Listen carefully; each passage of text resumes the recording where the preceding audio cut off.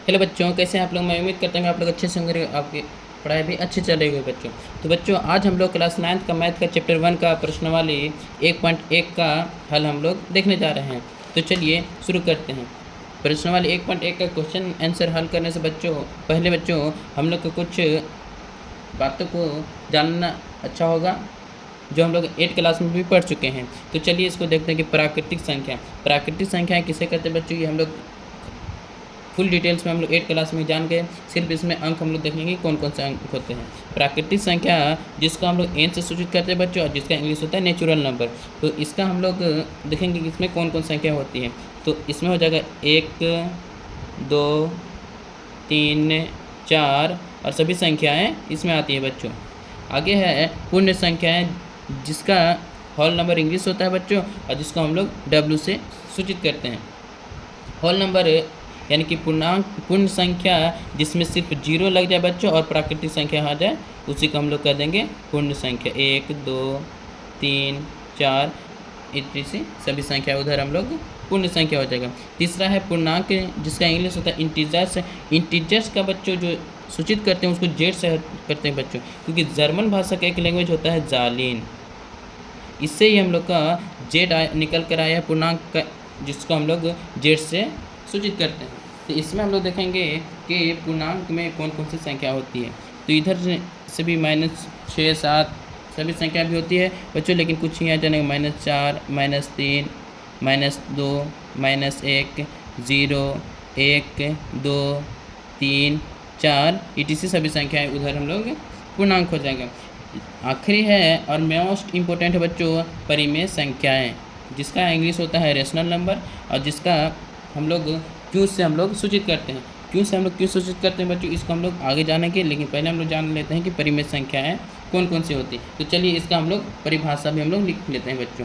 तो वो संख्याएं जिसे या वैसी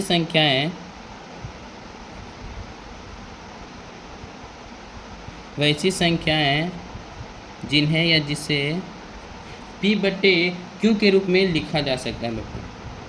P/Q के रूप में लिखा जा सकता है।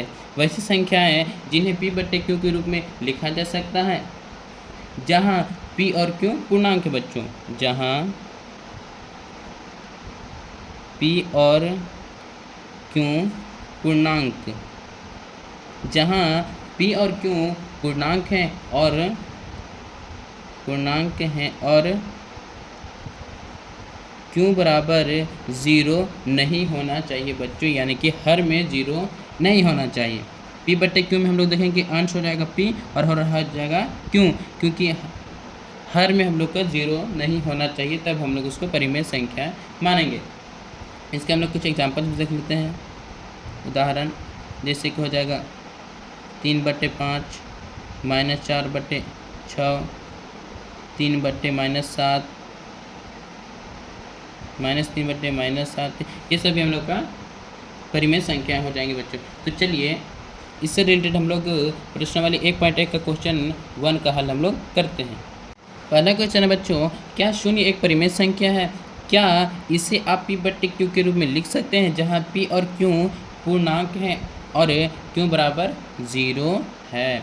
बच्चों क्वेश्चन में साफ साफ कर हम लोग को दर्शाने के लिए कह रहा है कि 0 क्या पूर्ण परिमेय संख्या है। तो चलिए इसका आंसर देखते हैं बच्चों। तो बच्चों 0 हो गया, लेकिन 0 के बट्टे में हम लोग 1 भी लगा सकते हैं, या कोई भी संख्या रहेगा बच्चों उसके हर में हम 1 लगा सकते हैं, जो कि यहाँ पे हम देखेंगे कि जो परिमेय संख्याओं का जो खासियत होता है बच्चों वो सारी चीज़ मैच कर रहा है।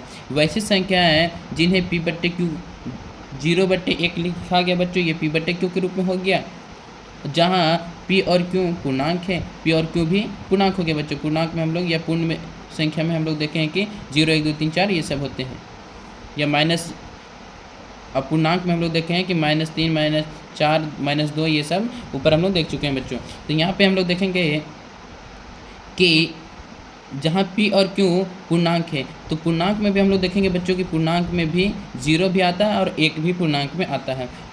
ये भी हम लोग का परिमेय संख्या के रूप में हो जाएगा। और आगे हम लोग देखेंगे और क्यों बराबर 0 यानी कि हर में 0 नहीं होना चाहिए बच्चों। तो हर में 0 नहीं बल्कि 1 है बच्चों। तो यहाँ पे भी ये भी कारण जो होता है वो भी ये सेटिस्फाइड हो रहा है बच्चों, इसलिए हम लोग 0/1 को 0/1 करके हम लोग लिख सकते हैं, ये एक परिमेय संख्या हो जाए बच्चों। तो बच्चों वीडियो अच्छा लगे तो लाइक कीजिएगा, अपने दोस्तों तक शेयर कीजिएगा और सब्सक्राइब नहीं किए तो सब्सक्राइब कीजिएगा। और मिलते हैं अगले क्वेश्चन के साथ। Good bye.